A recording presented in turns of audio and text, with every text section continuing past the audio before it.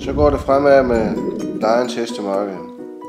Vores kære tombolavogn er stillet op på den rette plads, og vi kan nu begynde at bevæge os ned ad Lions Street.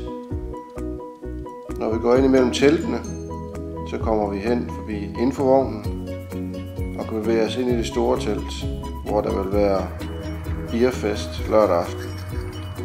Scenen er stillet op, og vi kan bevæge os rundt og se, hvor øllen kommer op af jorden i pipelinen.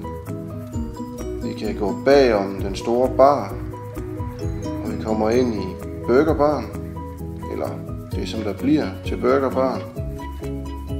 Og hvis vi skal se lidt backstage, så kan vi se om lidt alle de store gulvbrædder, der ligger klar til at blive lagt ud i teltene.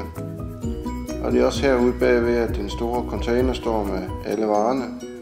Og øl skal opbevares i de kæmpe container, der går ind til pipelinen, som fører direkte over i rottehullet. Så vi ikke har små fustager, men store 1000 liter tanke. Og når der kommer øl ind til beerfesten, så skal der også øl ud. Og her er de nye toiletvogne stillet an.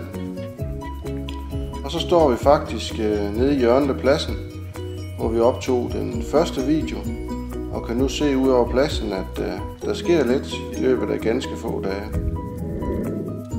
Så husk, at der stadigvæk er billetter til beerfesten. De kan bestilles på webben.